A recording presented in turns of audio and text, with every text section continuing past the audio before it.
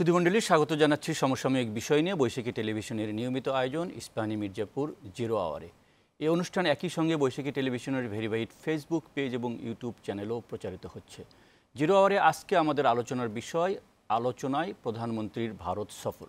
আপনারা জানেন, গত 21 এবং 22 জুন প্রধানমন্ত্রী শেখ হাসিনা রাষ্ট্রীয় সফরে ভারতে গিয়েছিলেন এবং গতকালকে তিনি এই ভারত সফর সম্পর্কে গণভবনের সংবাদ সম্মেলনে বিস্তারিত বক্তব্য তুলে ধরেছেন। আমরা এই বিষয় নিয়ে আলোচনার জন্য স্টুডিওতে আমন্ত্রণ জানিয়েছি দুজন অতিথিকে।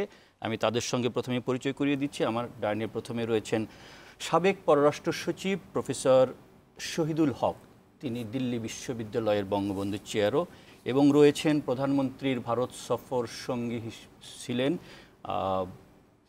1 টাকার খবরের সম্পাদক সিনিয়র সাংবাদিক সুকান্ত গুপ্ত অলোক। আপনাদের দুজনকেই স্বাগত জানাচ্ছি। আমরা প্রধানমন্ত্রীর ভারত সফর, বাংলাদেশ ভারত সম্পর্ক, বিভিন্ন বিষয় নিয়ে যে আলোচনা হয়েছে, সমঝোতা স্মারক স্বাক্ষর হয়েছে, এগুলো নিয়ে আলোচনা করব। তবে শুরুতে একটু দেখতে চাই আজ বৈশাখী টেলিভিশনে প্রচারিত প্রধান সংবাদ শিরোনামগুলো। আওয়ামী লীগ দেশ বিক্রি করে না, দেশের উন্নয়ন করে বলেছেন প্রধানমন্ত্রী। ডক্টর ইউনূসের বিরুদ্ধে বঞ্চিত শ্রমিকরা মামলা করেছে। দ্রুত ন্যায় বিচার নিশ্চিতে কাজ করছে বিচার বিভাগ বলেছেন প্রধান বিচারপতি। মামলা জট কমাতে আইনজীবীদের আরও দায়িত্বশীলতা চান। আলোচিত আমলা মতিউর রহমান ও পরিবারের বিভিন্ন অ্যাকাউন্ট স্থগিত। সাবেক আইজিপি বেনজিরের পাসপোর্ট কেলেঙ্কারি পেয়েছে দুদক।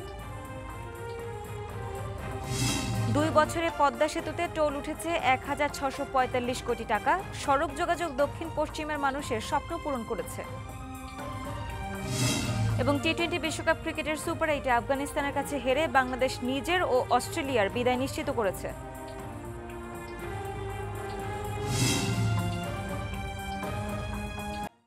বিভিন্ন ধরনের খবরই রয়েছে, তবে আমরা আলোচনা করব প্রধানমন্ত্রীর ভারত সফর নিয়ে। এ সম্পর্কে একটি প্রতিবেদন তৈরি আছে যেটি প্রচারিত হয়েছে আমাদের টেলিভিশনে। সেই প্রতিবেদনটি একটু দেখতে চাই, তারপর এই সূত্র ধরে আলোচনাটি করব। ভারতে সম্প্রতি প্রধানমন্ত্রী শেখ হাসিনার রাষ্ট্রীয় সফর নিয়ে মঙ্গলবার গণভবনে সংবাদ সম্মেলনের আয়োজন করা হয়। এতে সফরের বিস্তারিত বিষয় তুলে ধরেন প্রধানমন্ত্রী শেখ হাসিনা। সংবাদ সম্মেলনের শুরুতে লিখিত বক্তব্য পাঠ করেন প্রধানমন্ত্রী। তিনি জানান, 10টি বিষয়ে সহযোগিতা নিয়ে ভারতের সাথে সমঝোতা হয়েছে। তৃতীয়বার নরেন্দ্র মোদী ভারতের প্রধানমন্ত্রী হিসেবে দায়িত্ব গ্রহণের পর দেশটিতে বিদেশি কোনো সরকার প্রধান হিসেবে তার এই সফর অত্যন্ত ফলপ্রসূ বলেও জানান প্রধানমন্ত্রী।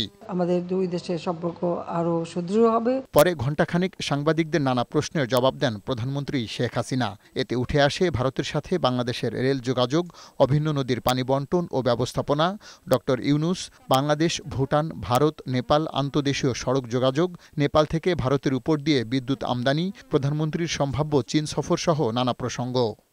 এক প্রশ্নের জবাবে প্রধানমন্ত্রী বলেন, ভারত বাংলাদেশের মুক্তিযুদ্ধে সহায়তাকারী দেশ হলেও নিজেদের স্বার্থ বিকিয়ে কোনো সমঝোতা বা চুক্তি তিনি কখনোই করেননি। রেল যোগাযোগ ও অন্যান্য ক্ষেত্রে যেসব সমঝোতা হয়েছে তা দেশের অর্থনৈতিক সমৃদ্ধি ও উন্নয়নের জন্য করা হয়েছে। আমাদের স্বাধীন সার্বভৌম দেশ, যত ছোট হোক, এটা আমাদের সার্বভৌম দেশ। আর সেই সার্বভৌমত্ব রক্ষা এবং সক্রিয়তা বজায় রেখেই আমরা বন্ধুত্বপূর্ণ সম্পর্ক রেখেই কাজ করছি। আজকে এই যে আমরা সমস্ত যোগাযোগ ব্যবস্থা খুলে দিলাম, তাতে সবথেকে বেশি লাভবান তো আমাদের দেশের মানুষ। শেখ হাসিনা এই দেশকে বিক্রি করে না, কারণ আমরা এই দেশ স্বাধীন করেছি, এটা তাদের মনে রাখা উচিত। গঙ্গা চুক্তি নবায়ন, তিস্তার পানি বন্টন এবং তিস্তা প্রকল্প বাস্তবায়ন নিয়ে প্রধানমন্ত্রী জানান, চীন এবং ভারত দুই দেশই এই নিয়ে কাজ করতে আগ্রহ প্রকাশ করেছে। যাদের প্রস্তাব দেশের জন্য লাভজনক হবে তাদের দিয়েই এই কাজ করা হবে। চীনও একটা ফিজিবিলিটি স্টাডি করেছে, ভারতও একটা করে আমরা আমাদের কাছে যেটা সব থেকে বেশি গ্রহণযোগ্য, লাভজনক, আমরা সেটাই করব। আর যেহেতু ভারতের সাথে আমাদের তিস্তা পানির দাবিটা অনেক দিনের, তো ভারত যদি আমাদের তিস্তা প্রজেক্টটা করে দেয় তাহলে আমাদের সব সমস্যাই তো সমাধান হয়ে গেল। আন্তর্জাতিক সংবাদ মাধ্যমে ডক্টর ইউনূসকে নিয়ে নিবন্ধন প্রকাশের বিষয়ে প্রধানমন্ত্রী বলেন, ট্যাক্স ফাঁকি দেয়ায় ও শ্রমিকদের অর্থ আত্মসাৎ করায় ইউনূসের বিরুদ্ধে মামলা হয়েছে। এতে সরকারের কিছু করার নেই। কেউ যদি ট্যাক্স ফাঁকি দেয় তাহলে কি ব্যবস্থাটা তারা নেয়, তার উত্তরটা কিন্তু এরা দেয়নি। দ্বিতীয় হলো, শ্রমিকদের অধিকার নিয়ে এত কথা হয়, কিন্তু সেই শ্রমিকদের ওয়েলফেয়ার ফান্ডের টাকা কেউ ব্যবসা করলে ব্যবসার 5% ওয়েলফেয়ার ফান্ডে দিতে হয়। এবং সেই শ্রমিকদের অর্থ যদি কেউ মেরে খায়, না দেয়, তাদের ন্যায্য পাওনাটা যদি না দেয়, তার বিরুদ্ধে তাহলে এরা কী ব্যবস্থা নেবে, কী ব্যবস্থা নিয়ে থাকে। ইউনূসের বিরুদ্ধে আমরা বা আমাদের গভর্নমেন্টকে লাগেনি। দুর্নীতি করে অঢেল সম্পদ যারা গড়েছেন তাদের সমালোচনা করেন প্রধানমন্ত্রী শেখ হাসিনা। প্রধানমন্ত্রীর বক্তব্যে অনেকগুলো প্রসঙ্গই এসেছে। আমি যদি একটু শুরু করার আগে বলি যে প্রধানমন্ত্রী তার লিখিত একটি বক্তব্য দিয়েছেন প্রশ্নোত্তর পর্ব শুরু হবার আগেই, এবং এই বক্তব্যের একদম শেষ লাইনটি আমি একটু পড়ে প্রফেসর শহীদুল হক আপনার কাছে আপনার মন্তব্য জানব। তিনি বলেছেন যে এ সফর ছিল সংক্ষিপ্ত কিন্তু অত্যন্ত ফলপ্রসূ। আমি মনে করি ভারত ও বাংলাদেশের মধ্যে বিদ্যমান চমৎকার সম্পর্ককে আরও সুদৃঢ় করার ক্ষেত্রে এই সফর সুদূর প্রসারী ভূমিকা রাখবে। প্রফেসর শহীদুল হক, আগামী দিনগুলোতে বাংলাদেশ এবং ভারতের সম্পর্ক কী ধরনের ভূমিকা রাখবে? এই দুই দেশেই নতুন সরকার, প্রধানমন্ত্রী শেখ হাসিনার নেতৃত্বে বাংলাদেশে 7ই জানুয়ারি নির্বাচনের পর নতুন সরকার, এবং 9ই জুন এই মাসেই নরেন্দ্র মোদী তৃতীয়বার ভারতের প্রধানমন্ত্রী হিসেবে দায়িত্ব গ্রহণ করেছেন। ধন্যবাদ। আসলে মাননীয় প্রধানমন্ত্রী তার লিখিত যে প্রেস রিলিজ, এখানে পুরো প্রেক্ষাপটটা সুন্দরভাবে তুলে ধরেছেন। এটা একটু গভীরে যেতে হলে আমার মনে হয় রিলেশনশিপটা একটা বড় ফ্রেমে দেখা দরকার। বাংলাদেশ এবং ভারতের সম্পর্ক তো অনেক দিনের, অনেক গভীর, কিন্তু এটা কিন্তু কোনো স্ট্যাটিক রিলেশনশিপ না। এটা কোনো পার্টিকুলার সময় বা পার্টিকুলার ইস্যুতে স্থবিরতা লাভ করেনি। It's a very dynamic relationship, এক। আর দু হলো যে বাংলাদেশও যেরকম বিকশিত হচ্ছে, উন্নয়নের পথে চলেছে, তার নিজস্ব আন্তর্জাতিক প্রেক্ষাপটে তার নিজস্ব একটা ভূমিকা তৈরি হয়েছে, একইভাবে ভারতেরও হয়েছে। এবং এইটা যখন আমরা বিবেচনায় আনি, তাহলে একই সাথে দেখি যে এই ইন্দো প্যাসিফিকে, যে এশিয়া প্যাসিফিকই বলেন, ইন্দো প্যাসিফিকই বলেন, এখানে কিন্তু খুব দ্রুত সব কিছু পাল্টে যাচ্ছে। যেহেতু সব কিছু দ্রুত পাল্টে যাচ্ছে, আমাদের সম্পর্কটাও কিন্তু খুব গতিশীল। এইবারের ভিজিটে এই যে আমাদের যে 5, 10, 25 ইয়ার্স ডাউন দ্য লাইন যে রিলেশনশিপ হবে, ওইটার একটা রূপরেখা তৈরি হয়েছে। মাননীয় প্রধানমন্ত্রী কিন্তু বলেছেন একটা জায়গায় যে একটা নতুন রূপরেখা তৈরি হয়েছে, এবং রূপরেখার ভিত্তি হলো যে বাংলাদেশে স্মার্ট 2041 এবং ভারতের বিকশিত 2047। এই দুটো যে ভিশন ডকুমেন্টস বা political commitment of both the governments, এটাকে যদি আপনি দেখেন, এখানে একটা ভবিষ্যতের কথা বলা হয়েছে। সেই জন্য মানে প্রধানমন্ত্রী যখন প্রেস কনফারেন্স করেন, আপনি হয়তো শুনেছেন, উনি কিন্তু বলেছেন না ঠিক আছে 71-এ আমাদের বিরাট একটা অবদান আছে, কিন্তু একই সাথে উনি বলেছেন যে আমাদের যে ভবিষ্যৎ উন্নয়ন, এখানেও আমাদেরকে এক করে দেখতে হবে। সুতরাং ওই প্রেক্ষাপটে আমার মনে হয় এই জিনিসটা ইম্পর্টেন্ট, এবং পরবর্তীতে আমরা শুধু প্রেস কনফারেন্স না, ভিশন ডকুমেন্টেও ওই একই জিনিস দেখেছি। ফলে এখানে অনেকে হয়তো বলতে পারেন যে আমাদের যে ট্রেডিশনাল ইস্যুসগুলো আছে সেটা নিয়ে হয়তো অতটা গভীর আলোচনা হয়নি, কিন্তু ভবিষ্যতের রূপরেখা তৈরি হয়েছে, এবং দুটো দেশের ভবিষ্যতের ব্যাপারে যে একটা কনভার্জেন্স আছে, ডেভেলপমেন্টের কনভার্জেন্স, একসাথে চলার যে একটা প্রতিশ্রুতি, এইটা স্পষ্ট হয়ে এসছে। এইটা মানে আমার জানা মতে এই ধরনের ডকুমেন্ট এই প্রথম এসছে, ওই জায়গায় আমার মনে হয় এর মাহাত্ম্য। অনেক ধন্যবাদ। আমি আসবো আপনার কাছে আবার। সুকান্ত গুপ্ত অলোক, আপনার কাছে আসতে চাই। এই মাসেই প্রধানমন্ত্রী তো দুবার ভারত সফর করলেন। প্রধানমন্ত্রী নরেন্দ্র মোদীর শপথ অনুষ্ঠানে হয়েছে 9 তারিখ, তিনি প্রধানমন্ত্রী শেখ হাসিনা সেখানে উপস্থিত ছিলেন, এবং 8, 9, 10 3 দিন ছিলেন তিনি দিল্লিতে। এরপরে আপনি সফর সঙ্গে ছিলেন, 21, 22 2 দিন সফর করলেন। ভারতে নতুন সরকার এবং একটা রেকর্ড টানা তৃতীয়বার প্রধানমন্ত্রী হয়েছেন। এবার প্রধানমন্ত্রী শেখ হাসিনার দ্বিপাক্ষিক রাষ্ট্রীয় প্রথম সফর ভারতে নতুন সরকার হবার পর, আপনার কাছে, আপনি তো কাছে থেকে দেখেছেন, আপনার কাছে কি মনে হয়েছে যে ভারত সরকারের দৃষ্টিভঙ্গি বাংলাদেশ প্রসঙ্গে কেমন, আপনার কাছে কি পরিলক্ষিত হয়েছে? এটা একটা বিরাট ব্যাপার। এই জন্য আমি প্রফেসর শহীদুল হক যেখানে বলছিলেন ওই জায়গাটায় আমি একটু যাব। এটা হলো যে যেদিন মাননীয় প্রধানমন্ত্রী নরেন্দ্র মোদীর শপথ অনুষ্ঠানে যেদিন উপস্থিত হয়েছিলেন, হ্যাঁ, সেদিন প্রথম প্রাইম মিনিস্টারের সঙ্গে কার্টসি কলে যান হলো জয়শঙ্কর, অর্থাৎ ভারতের পররাষ্ট্রমন্ত্রী, তখন তিনি অলরেডি নির্বাচিত, তখনও তার ডেজিগনেট হয়নি, কিন্তু জয়শঙ্কর গিয়ে দেখা করেছেন। তো দেখা করার পরে ওখানে উনি একটা কমেন্ট করেছেন সাংবাদিকদের, যে এই যে বাংলাদেশের প্রধানমন্ত্রী এলেন এই শপথ অনুষ্ঠানে এবং সবার আগে তিনি উপস্থিত হয়েছেন, it's a waiting for our new government. অর্থাৎ বাংলাদেশের এটাকে ওয়েটিং মানে এটা একটা এন্ডোর্সমেন্ট যে নরেন্দ্র মোদী তৃতীয় দফায় ক্ষমতায় এলেন এবং প্রথম ওয়েটিংটা আসলো বাংলাদেশের পক্ষ থেকে, অর্থাৎ বাংলাদেশকে আমরা পাশে পেয়েছি, এটা সবচেয়ে গুরুত্বপূর্ণ।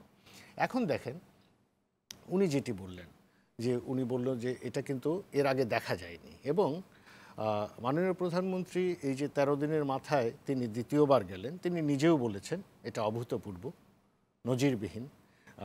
নরেন্দ্র মোদী তার প্রেসিডেন্ট শুরুতে তিনিও বলেছেন এটি অভূতপূর্ব। তাহলে কোন জায়গায় মিলল? উনি বললেন যে বাংলাদেশ ভারত সম্পর্ক কোনো স্ট্যাটিক বিষয় না, এটা ডাইনামিক, চলছে। কিন্তু এখন নরেন্দ্র মোদী তৃতীয় দফায় তিনি ক্ষমতায় এলেন, টানা তৃতীয় দফায়। বাংলাদেশের প্রধানমন্ত্রী তিনি টানা চতুর্থ মেয়াদে সরকারে এসছেন। এখন দুটি প্রতিবেশী দেশ, বাংলাদেশ ভারত, এবং ভারত সবচেয়ে বড় প্রতিবেশী এবং নিকট প্রতিবেশী। তাহলে এই দুই দেশের সম্পর্ক এখন এটির ভিত রচনা হবে কিভাবে? রিলেশন তো ডাইনামিক, সম্পর্ক ডাইনামিক, কিন্তু এটি কী হবে? এই যে ভিশন স্টেটমেন্ট, দুটি ভিশন স্টেটমেন্ট একটা স্টেট ভিজিটে এটা স্বাক্ষরিত হয়েছে। এই ভিশন স্টেটমেন্ট আমি তো মনে করি ইটস আনপ্রেসিডেন্টেড, এটা এর আগে আমরা কখনো দেখিনি। সো এটাই কিন্তু মূল ভিত্তি যে একটি দেশে একটি সরকার তৃতীয় মেয়াদে এলো, আর আমাদের সরকার তারা চতুর্থ মেয়াদে শুরু করেছেন, এবং এখন দুই প্রতিবেশীর সম্পর্ক কেমন হবে সামনের দিকে, হ্যাঁ, সেই জায়গার ভিত রচনা হয়েছে একটি ভিশন স্টেটমেন্ট দিয়ে, এবং সেটি বাংলাদেশের 2041, ভারতের 2047। এই জায়গায় দুই দেশের সরকার কিভাবে কাজ করবে সেটার একটি ভিত কিন্তু রচিত হয়েছে। তারপরে হলো বাকি আলাপ।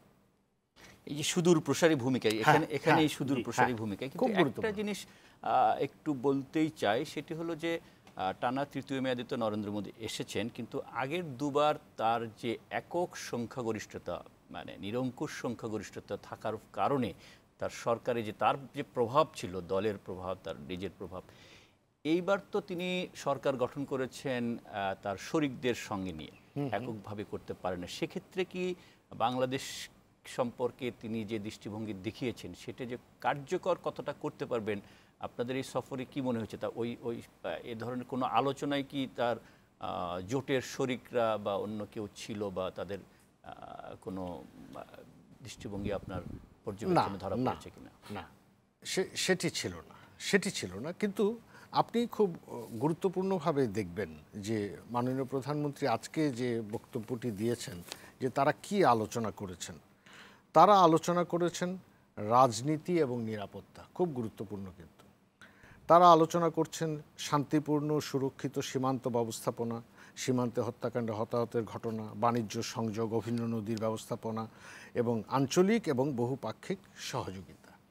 তো স্টেট লেভেলে আলোচনায় যেখানে রাজনীতি এবং নিরাপত্তা গুরুত্ব পেয়েছে, তো সেই জায়গায় হলো আপনার যে সরকারের স্থিতিশীলতা এবং সরকারের ভবিষ্যৎ যাত্রা। এবং আপনি খেয়াল করুন যে নরেন্দ্র মোদী এবার একক বৃহত্তম দল হয়েছেন, কিন্তু একক সংখ্যাগরিষ্ঠতা পাননি। তার ম্যাজিক ফিগারে যেতে হলে তার শরিকদের সহযোগিতা নিয়ে তিনি সরকার গঠন করেছেন। উনি যখন শপথ নিলেন, শপথ নেওয়ার পর তিনি প্রথম কি কথাটি বলেছিলেন সেটি কিন্তু খুব গুরুত্বপূর্ণ। তিনি বলেছিলেন যে আমরা ঐক্যবদ্ধ হব, আমাদের এবারের স্লোগান হলো ঐক্য। এই ঐক্য আমার অভ্যন্তরীণ এবং আমার আঞ্চলিক, এই জায়গাটাকে আমরা ইউনিটি, হ্যাঁ, ফর প্রোগ্রেস, এটাকে ভিশন ধরে আমরা এগুতে চাই। সো এখন সরকার কিভাবে অ্যাক্ট করবে, বা আপনি যে বললেন যে যেহেতু তিনি একক সংখ্যাগরিষ্ঠতা পাননি, একটি জোট সরকারের নেতৃত্বে এবার তৃতীয় মেয়াদ শুরু করেছেন, তাতে বাংলাদেশ কিভাবে সুবিধা পাবে বা বাংলাদেশের যে ইস্যুসগুলো আছে এগুলি পাবে কিনা, যেটার কিছুটা হয়তো আপনি পরে আলোচনায় আসবেন, যে কিছুটা হয়তো ইতিমধ্যেই আমরা দেখেছি, অর্থাৎ মমতা ব্যানার্জির কমেন্টে, সেটা হয়তো পরে আসবে। কিন্তু আমি মনে করছি যেহেতু ওইটাকে ধরেই কিন্তু ওনারা আগেই চলে গেছেন ভিশনের দিকে, যে বাংলাদেশ ভারতকে এগুতে হলে একটা ভিশন নিয়ে এগুতে হবে। হ্যাঁ, সেই ভিশনটার ভিত্তিটি হলো এটি, তারপর বাকি কথা। অর্থাৎ আমাদের ভিশনটা আগে তৈরি করতে হবে যে আমরা নিকট প্রতিবেশী, আমাদের মধ্যে অনেক বিষয় আছে, অনেক অমীমাংসিত বিষয় আছে, কিন্তু এক দেশ আরেক দেশকে ছাড়া এগুতে পারবে না, এটি প্রতিষ্ঠিত হয়েছে। জি, ধন্যবাদ। আসবো আপনার ওই প্রসঙ্গে, তো নিশ্চয়ই আসবো।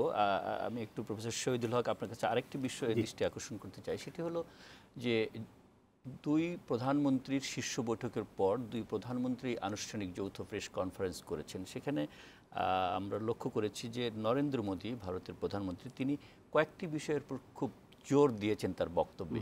তিনি বলেছেন যে আমাদের ভবিষ্যৎ সম্পর্ক সহযোগিতার ক্ষেত্রে হবে কানেক্টিভিটি, কমার্স এবং কমিউনিকেশন, কোলাবোরেশন। এইটি বলে তিনি আসলে কি ধরনের সহযোগিতার ইঙ্গিত দিয়েছেন, বার্তা দিয়েছেন? আচ্ছা, না, ধন্যবাদ আপনার প্রশ্নের জন্য। ওইটা আসবার আগে আমি একটু সাপ্লিমেন্ট করি। সেটা হলো যে ভারতে কিন্তু বাংলাদেশ সম্পর্কে একটা অভিন্ন মতামত আছে সকল পলিটিক্যাল পার্টির মধ্যে। বাংলাদেশ সম্পর্কে, বাংলাদেশের গুরুত্ব সম্পর্কে, বাংলাদেশের সাথে ভারতের সম্পর্ক কীরকম হবে এ বিষয়ে খুব একটা দ্বিমত নেই। সুতরাং কোয়ালিশন গভর্নমেন্ট হলেও কোয়ালিশন গভর্নমেন্টে যারা ছিলেন, ইনক্লুডিং অপোজিশন কংগ্রেস, বাংলাদেশের সাথে best of the best relationship গড়ে তুলতে চায়। একইভাবে অন্যান্য যে কোয়ালিশন গভর্নমেন্ট আছে তারাও কিন্তু বাংলাদেশের ব্যাপারে আমরা বিভিন্ন সময় দেখেছি যে একটা অভিন্ন মত আছে, যেটা আমাদের দেশে নেই। ওদের ওখানে কিন্তু ওরা বাংলাদেশকে একটা সবাই মোটামুটি এক অ্যাঙ্গেল থেকে দেখে। সুতরাং কোয়ালিশন গভর্নমেন্ট, আমার ধারণা এটা বেশ স্ট্রং গভর্নমেন্ট হবে। আর ওরা তো খুব ম্যাচিওর ডেমোক্রেসি। কোয়ালিশন গভর্নমেন্ট কিন্তু ভারতকে অনেক দিন চালিয়েছে। এই মোদির কয়েকটা বছরই কিন্তু সেটা বিজেপির গভর্নমেন্ট ছিল। তাছাড়া coalition government has always run India. সুতরাং আমার মনে হয় যে ওইখানে একটা শক্ত অবস্থান ওদের আভ্যন্তরীণভাবেও থাকবে, এবং আমাদের বাংলাদেশ সম্পর্কে যেহেতু একটা অভিন্ন মত আছে, আমার মনে হয় এটা নিয়ে আমাদের খুব একটা চিন্তার কারণ আছে বলে আমি মনে করি না। চলে আসি আপনার এই প্রশ্নে। বাংলাদেশ, মানে বাংলাদেশ ইন্ডিয়া যে ভূখণ্ডে, এটা কিন্তু 1947-এর আগে একটা ভূখণ্ডই ছিল। একটা ইন্টিগ্রেটেড ইকোনমি ছিল, একটা ইন্টিগ্রেটেড লেবার মার্কেট ছিল, একটা ইন্টিগ্রেটেড সব কিছুই এক ছিল। হ্যাঁ, ব্রিটিশরা এক করে রেখেছিলেন, যাবার সময় এটাকে ভেঙে দিয়ে গেছেন, যেটাকে আমরা পার্টিশন পলিটিক্স বলি। হ্যাঁ, এখন চেষ্টা হচ্ছে যে আমাদের যে কানেক্টিভিটি ছিল, যে একটা কমন একটা ইকোনমি ছিল, একটা common sort of supply chain ছিল, ওইটাকে কীভাবে রেস্টোর করা যায়। কারণ এখন করোনা উত্তরকালে দেখা যাচ্ছে যে আপনার রিজনের মধ্যে আপনার সব ধরনের চাহিদা মেটানো এবং আপনার জিনিস বিক্রি করার ব্যবস্থা থাকতে হবে। কারণ কখনো যখন দুর্যোগ হয় আপনি অনেক দূরে আর যেতে পারবেন না। সুতরাং ওই কনটেক্সটে উনি কানেক্টিভিটি, কমার্স এবং কোলাবোরেশনের কথা বলেছেন। হ্যাঁ, তিনটা সির কথা। আমি মনে হয় যে শুধু ওই জায়গায় থাকলে হবে না। ভিশন স্টেটমেন্টে উনি শেষে বললেন ফর শেয়ার্ড প্রসপ্যারিটি, মানে এর থেকে যে ফলাফলটা বেরিয়ে আসবে আমরা যেন ভাগাভাগি করে সবাই নিতে পারি, এবং ওটা সাস্টেনেবল। ওই জায়গা থেকে আমার মনে হয় একটু দেখা দরকার। আমার মনে হয় যে একটা মানে সামনে তাকানোর যে একটা প্রচেষ্টা দুই নেতার মধ্যে, ওই জায়গাটা আমাদের ফোকাস করা দরকার। আসলে মানে Bangladesh is a smaller country, আমি স্মল বলবো না, স্মলার কান্ট্রি।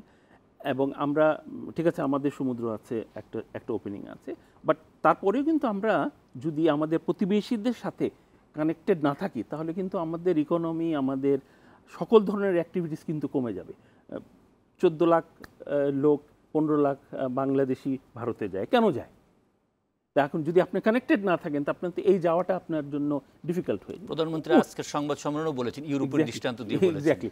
তো সেই জায়গায় আরেকটা হলো যে বাণিজ্যে, এখন বাণিজ্যের চাইতে supply chain, supply and consumption chain, ওই জায়গাটা ভারতও আমার মনে হয় রিয়েলাইজ করছে যে যেহেতু অন্য দুদিকে যারা আছে তাদের সাথে খুব একটা এই কানেক্টিভিটি হবে না, বাংলাদেশ তাদের জন্য কিন্তু খুব ইম্পর্টেন্ট। এবং আমি সবসময় বলি যে বাংলাদেশ আর ভারতের সম্পর্কটা খুব কমপ্লেক্স ইন্টারডিপেন্ডেন্স, কেউ কাউকে বাদ দিয়ে চলতে পারবে না। এবং এই বাদ দিয়ে না চলার, আমরা বলে আসি কমপ্লেক্স ইন্টারডিপেন্ডেন্স, কিন্তু এই ভিশন স্টেটমেন্টে ওই জায়গাটা ধরে দেওয়া হয়েছে। এবং যদি আপনি জায়গাগুলো দেখেন, সেটা হলো যে আপনি ঠিকই বলেছেন যে একই সাথে উন্নয়ন এবং আপনার সিকিউরিটি, এই দুটোকে এক করে দেখেছে। নর্মালি আমরা উন্নয়নের কথা বলি, সিকিউরিটির কথা বলি না। এবার কিন্তু যে 7টা নতুন এমওইউ হয়েছে তার মধ্যে দুটোই কিন্তু মেরিটাইম অ্যাফেয়ার্সে, একটা সিকিউরিটি রিলেটেড। তার মানে দু দেশের নেতৃবৃন্দেরই একটা ইচ্ছা যে না, আমরা সব দিক দিয়েই একটা স্ট্র্যাটেজিক রিলেশনশিপ গড়ে তুলব। আপনি বলবেন স্ট্র্যাটেজিক রিলেশনশিপ কিন্তু গড়বেন না, তাহলে তো হবে না। আমার মনে হয় ওই কমিটমেন্টটা বাস্তবে সেই স্পষ্ট হয়ে উঠেছে। অনেক ধন্যবাদ। আমরা এই আলোচনায় ফিরবো আর একটা বিরতির পর আপনার দুজনের কাছে আবার আসবো। প্রিয় দর্শক, আপনারা দেখছেন জিরো আওয়ার, আমরা ফিরছি ছোট্ট একটা বিরতির পর, আমাদের সঙ্গেই থাকবেন।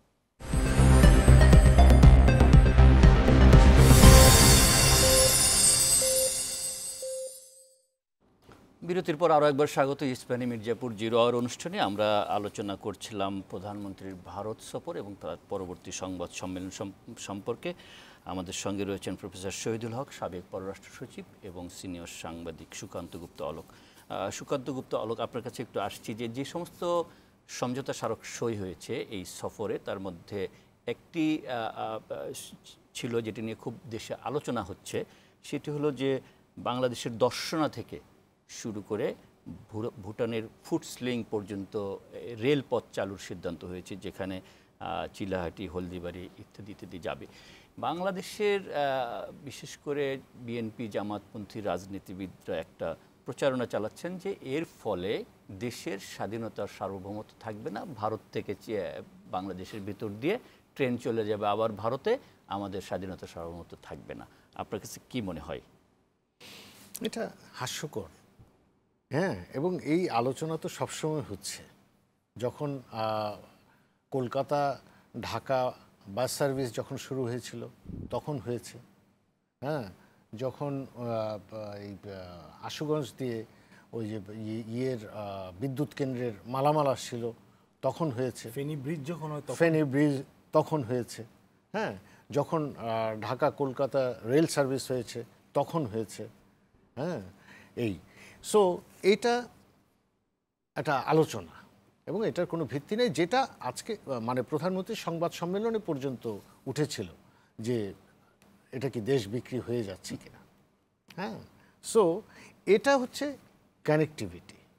হ্যাঁ, এই কানেক্টিভিটিটি আমাদের প্রয়োজন। এবং উনি যেখানে শুরু করেছিলেন যে 47-এর আগে এই ভূখণ্ডে এই কানেক্টিভিটিটা ছিল।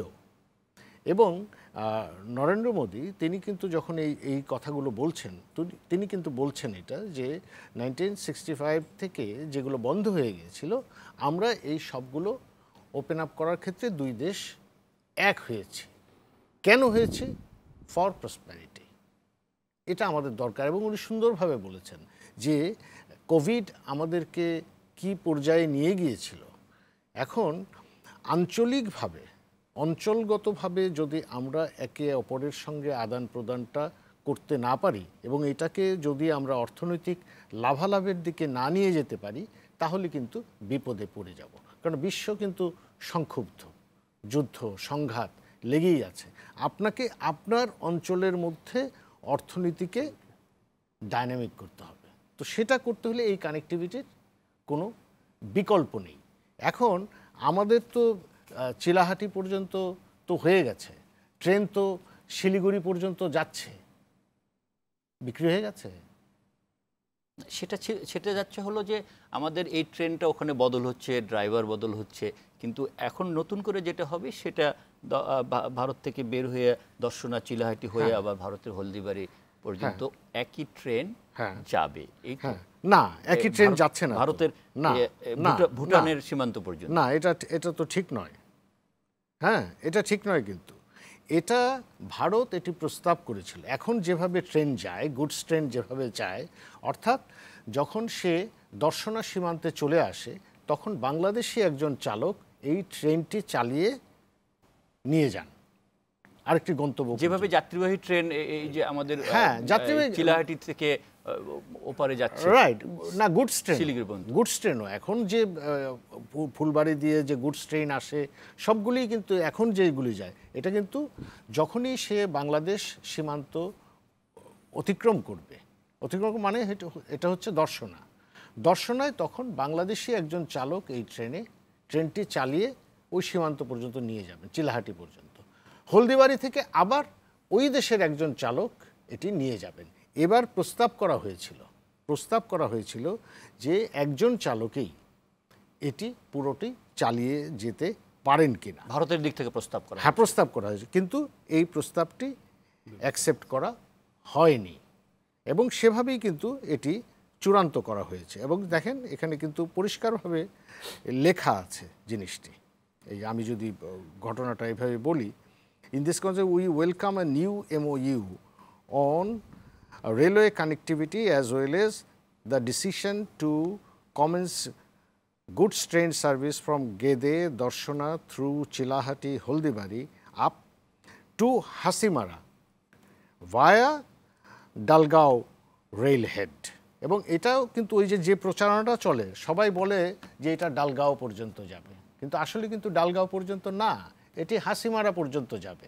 হাসিমারা হলো ওই যে ভুটানের যে ফুনসোলিং সেটার কাছে। এবং এই গুডস ট্রেনটা যদি এটা সাকসেসফুলি রান করে তখন কিন্তু এটা প্যাসেঞ্জার ট্রেনও কিন্তু এটা ভবিষ্যতে হবে। জি, ধন্যবাদ। আমি একটু একটা জিনিস ক্লিয়ার করি। আমরা সবাই ইউরোপে গেছি, তো ইউরোপে কিন্তু এই ইস্যুগুলো কোনো ইস্যু না। আজ থেকে 100 বছর আগে ওনারা যুদ্ধ করতেন, মানে আমরা তো ওইভাবে কারোর সাথে যুদ্ধ করিনি না, পাকিস্তান ছাড়া। সেখানে কিন্তু এই মানে কে ট্রেন চালালো, কখন ট্রেন কোথায় পৌঁছলো, কোন ট্রেনের কি colour, is are no longer an issue. Issue হলো যে ইউরোপের মধ্যে একটা স্ট্রং রেল কানেক্টিভিটি থাকতে হবে। আপনি জিনেভার থেকে উঠলেন রাতে, পুরো রাত দিয়ে ব্রাসেলসে নেমে গেলেন, তো এর মধ্যে 4টা দেশ ক্রস করলো রাতে। তো তার ফলে কি সভরেন্টি কারো সমস্যা হলো? ইউরোপের সেন্স অফ সভরেন্টি কি আমাদের চেয়ে বেশি? আমার মনে হয় এই জিনিসগুলো আমাদেরকে এখন পিছনে ছেড়ে দিয়ে মানে সামনের দিকে তাকানোর জন্য, আমরা যদি নিজেরা চিন্তা না করতে পারলে ইউরোপের দিকে তাকাই, আফ্রিকার দিকে তাকাই, আফ্রিকাও তাই করেছে, অন্য দিকে সেন্ট্রাল এশিয়াও তাই করেছে। এটার সঙ্গে একটু সাপ্লিমেন্ট করে বলতে শুরু, সেটা হলো যে এই কানেক্টিভিটির মাধ্যমে, যেটি বলছিলেন অলোকদা, যে এই কানেক্টিভিটির মাধ্যমে প্রসপেক্ট দুই দেশের জনগণেরই উপকার হবে। বাংলাদেশের কি, বাংলাদেশের এবং বাংলাদেশের জনগণ সস্তায় সহজে ভারতে যেতে পারবেন। 15 লাখ লোক কি আপনি মনে করেন যে প্লেনে করে যাওয়ার সামর্থ্য আছে 15 লাখ লোকের? গত বছর 15 লাখ লোক গেছে বাংলাদেশ থেকে ভারতে, বিভিন্ন কাজে গেছে। তো এই 15 লাখের মধ্যে কিন্তু একটা মেজর লোকজন ট্রেনে করে গেছে, বাসে করে গেছে। একইভাবে পণ্য আসতে পারবে। আপনি পণ্য কথা তো আমি বাদই দিচ্ছি না, এটার কথা চিন্তা করেন। রিসেন্টলি আমি ত্রিপুরা বর্ডার দিয়ে বাংলাদেশে ঢুকেছি, হ্যাঁ, এবং দেখলাম যে ওখানেও এই বর্ডারটা একটু লেস ইম্পর্টেন্ট ছিল, যেহেতু গেদে এবং অন্য বর্ডারগুলো ইম্পর্টেন্ট ছিল। এখানেও দেখলাম যে প্রচুর মানুষ, বাংলাদেশের মানুষ কি করছে, আগরতলা যাচ্ছে, ওইখান থেকে বাই ইয়ার অনেক সস্তা, 5,000 টাকা দিয়ে আপনি ইন্ডিয়ার যে কোনো জায়গায় যেতে পারেন। সো বাংলাদেশের ওই এলাকায় যারা আছে তারা অনেকেই ওখানে চলে যাচ্ছেন, ওখান থেকে তারা এবং আসছেন, ওখান থেকে নেমে বর্ডার ক্রস করে চলে আসছেন। তো এটা লাভ হচ্ছে কার? লাভ হচ্ছে মানুষের, তাই না?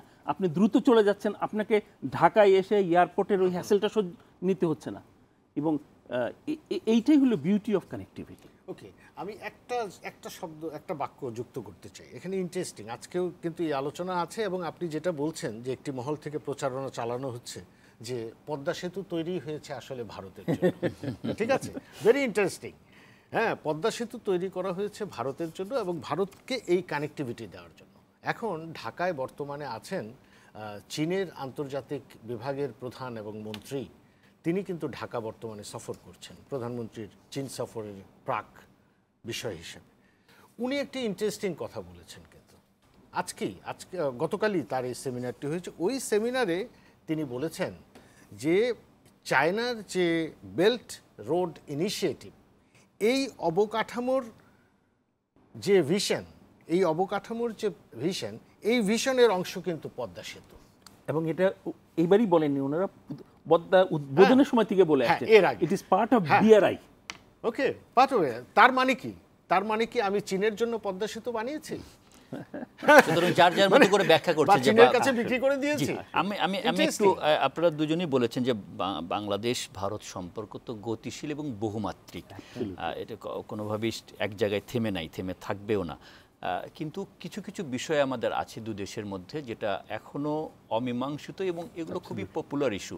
তিস্তা নদীর পানি বন্টন চুক্তি অন্যতম একটা, যদিও এই আলোচনায়ও বিষয়টি নিয়ে উঠেছে, আলোচনা হয়েছে, কিন্তু পরের দিনে আমরা দেখলাম যে তিস্তা ভারতের যে অংশে পশ্চিমবঙ্গ রাজ্য সরকারের মুখ্যমন্ত্রী এটার তীব্র বিরোধিতা করে বক্তব্য দিলেন এবং কেন্দ্রে একটা করা চিঠি লিখলেন। এর ফলে কি এর আগে যেমনটি হয়েছিল যে এই তিস্তা চুক্তি যখন হয় করছিল তখনও পশ্চিমবঙ্গ সরকারের আপত্তি বিরোধিতার কারণে সেটা থেমে গেল, এবার কি সেরকম কোনো জটিলতা তৈরি হলো? এবারের মানে আপনি যে জিনিসটা বলেছেন অ্যাবসলিউটলি কারেক্ট, যে পশ্চিমবাংলার যারা গভর্নমেন্ট তাদের অপোজিশনের কারণে তিস্তা 2011-তে সই হয়নি এবং তারপর থেকে থেমে আছে। এটা আমি মনে করি এটা ভারতের আভ্যন্তরীণ ব্যাপার, এবং আমার মনে হয় যে ভারতে এই রিয়েলাইজেশন আছে যে তিস্তা মানে এর ইম্প্যাক্টটা কতটুকু হবে আমি কনভিন্স না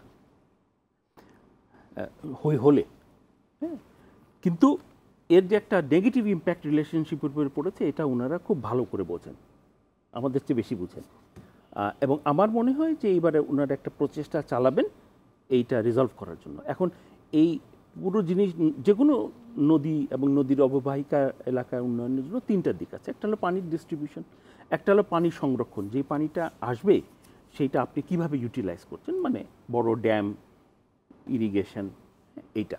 আর একটা হলো যে টোটালটাকে ম্যানেজ করা, যে আমরা যতটুকু পানি আছে এটাকে আমরা দুই দেশের মধ্যে কিভাবে ম্যাক্সিমাম ইউটিলাইজেশনের ক্ষেত্রে ম্যাক্সিমাম আনা যায়। এইটার এই ধরনের অ্যাপ্রোচ জন্ম নিয়েছে হলো এসডিজির মধ্যে। এসডিজিতে ওয়াটার ম্যানেজমেন্ট একটা বড় ওয়াটার ক্রাইসিস, তো গ্লোবাল ক্রাইসিস, ও নদী অ্যান্ড ওয়াটার, তো ওই প্রেক্ষাপটে আছে।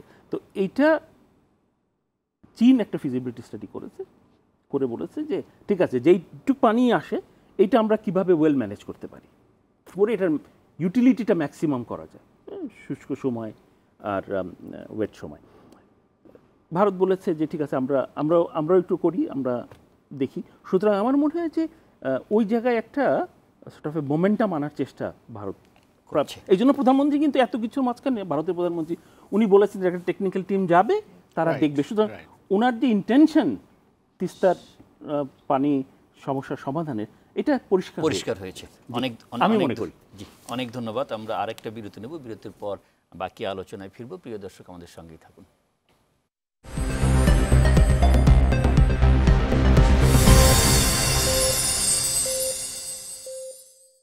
বিরতির সময় আমাদের সঙ্গে থাকবার জন্য ধন্যবাদ। আমরা আলোচনার একেবারে শেষ পর্বে চলে এসেছি। সুকান্ত গুপ্ত অলোক, আপনি বিরতির আগের আলোচনায় একটু চীন প্রসঙ্গে গিয়েছিলেন। আমারও মানে আলোচনার ইচ্ছা ছিল যে চীন প্রধানমন্ত্রীর ভারত সফরের মধ্যেই চীন নিয়ে আলোচনা চলছে। খুব শীঘ্রই তিনি চীন সফর করবেন এবং নির্বাচিত নতুন করে চতুর্থ মেয়াদে দায়িত্ব নেওয়ার পরে আলোচনা হচ্ছিল যে প্রথম সফর, দ্বিপাক্ষিক সফর কোথায় হবে, চীনে হবে না ভারতে হবে, তাতে চীন বাংলাদেশের সম্পর্কের গতি প্রকৃতির উপর কোনো প্রভাব পড়বে কিনা। প্রধানমন্ত্রী তো চীন যাচ্ছেন।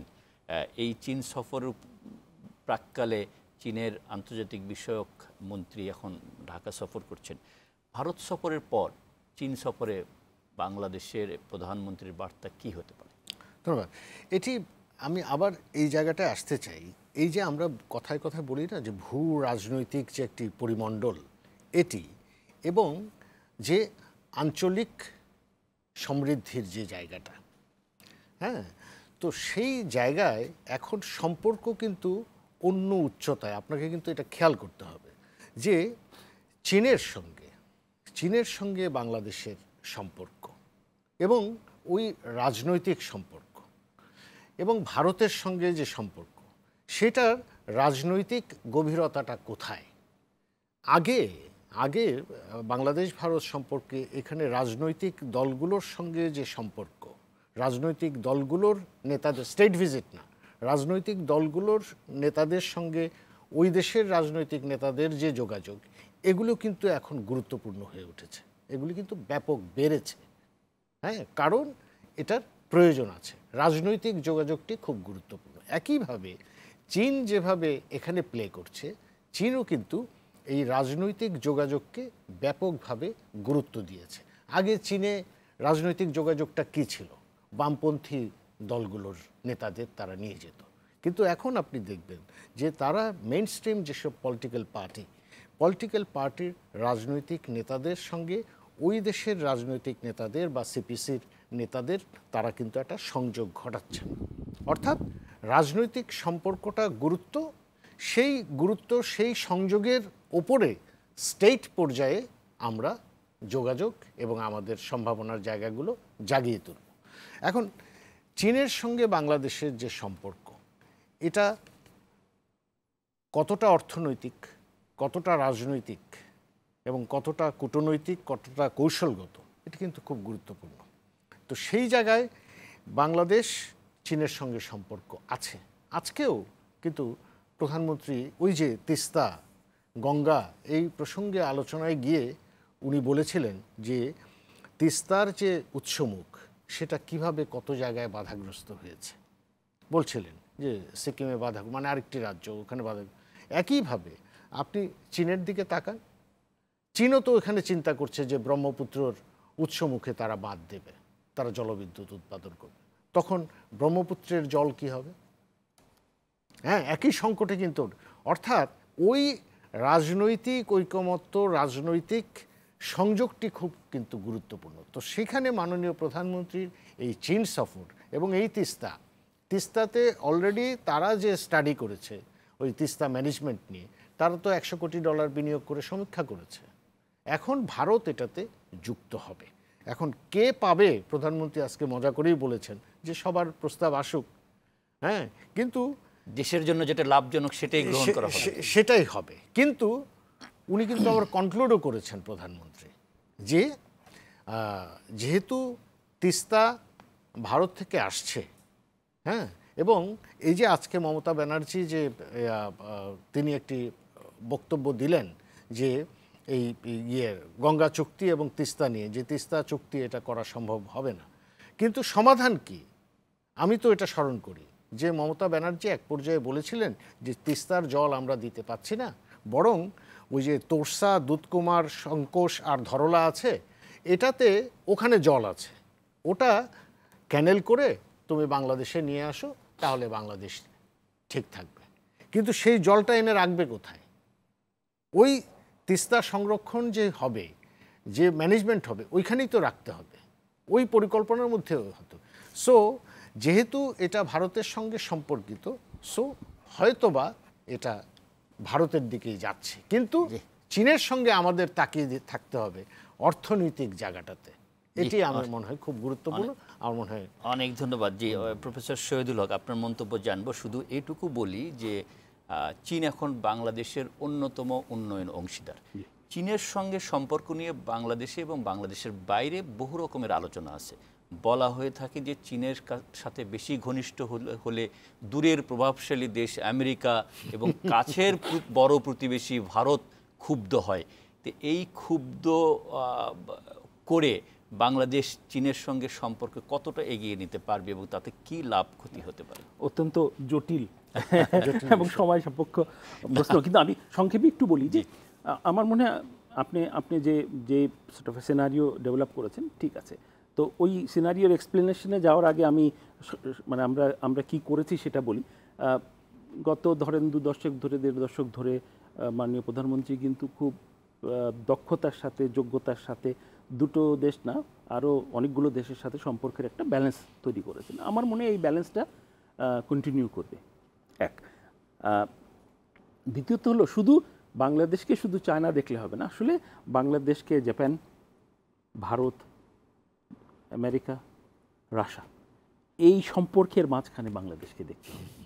এবং যেটা প্রাইম মিনিস্টার মোদিও তার বক্তব্যে বলেছেন যে বাংলাদেশের অবস্থান হলো অনেক কিছুর মাঝখানে, সুতরাং বাংলাদেশকে আরও স্কিলফুলি তার তার নেভিগেশন করতে হবে। এবং এ ব্যাপারে মানে মাননীয় প্রধানমন্ত্রী অত্যন্ত দক্ষতার সাথে আমি ভিতরে থেকে দেখেছি যে এ ব্যালেন্স করেছেন। আমার মনে হয় এটা নিয়ে খুব একটা শঙ্কিত হওয়ার কারণ এই মুহূর্তে আমি দেখছি না। তার আরেকটা কারণ হলো যে সবারই কিন্তু বাংলাদেশকে প্রয়োজন। এই সম্পর্কটা এক মানে ভারতের সাথে যেরকম সম্পর্ক চায়নাও কিন্তু বাংলাদেশকে চায়, বাংলাদেশও চায়নাকে চায়। সুতরাং এই রিলেশনটা ইন্টারডিপেন্ডেন্সের রিলেশনশিপ। এখন এইটা আপনি কিভাবে প্লে করবেন তার উপরে নির্ভর করবে যে যে এর পরিণতি কী হবে। আমার মনে হয় যে বাংলাদেশ যোগ্যতার সাথে এবং দক্ষতার সাথেই এটা এগিয়ে নিয়ে যাবে। এবং শুধু একটা ক্ষেত্রে হলো আমাদের তো ডক্ট্রিন তো আছে, সকলের সাথে বন্ধুত্ব, কারোর সাথে শত্রুতা নয়। আমাদের জাতির পিতা বঙ্গবন্ধু শেখ মুজিবুর রহমান বলেছেন এক্সট্রিমলি মানে অ্যাপ্রোপ্রিয়েট এখনও। তো সুতরাং ওইটা তো থাকবেই। এবং আমার মনে হয় যে আমার অভিজ্ঞতায় যতটুকু আমি দেখেছি আমাদের মাননীয় প্রধানমন্ত্রীকে তো সকল নেতৃবৃন্দকে ঠিক বাংলাদেশের ন্যাশনাল ইন্টারেস্টে এসে থেমে যেতে এবং অ্যাকসেপ্ট করতে আমি দেখেছি। অনেক কিছুই বলা যায় না। আমার অগাধ বিশ্বাস যে উনি সাকসেসফুলি এবারও ওইটা করবেন, এই সম্পর্ক এগিয়ে নিয়ে। সুতরাং অত চিন্তার কিছু নেই। অনেক ধন্যবাদ প্রফেসর শহীদুল হক, সাবেক পররাষ্ট্র সচিব, এবং সুকান্ত গুপ্ত অলোক, সম্পাদক এক টাকার খবর। আপনাদের দুজনকেই এই মধ্যরাতে আমাদের স্টুডিওতে এসে বাংলাদেশ, ভারত এবং চীন সম্পর্ক নিয়ে আলোচনা করবার জন্য। প্রিয় দর্শক, আপনারা যারা এতক্ষণ ছিলেন আমাদের সঙ্গে, আপনাদেরকে অনেক ধন্যবাদ। আগামীকাল আবার দেখা হবে। সে পর্যন্ত সবাই ভালো থাকুন। শুভরাত্রি।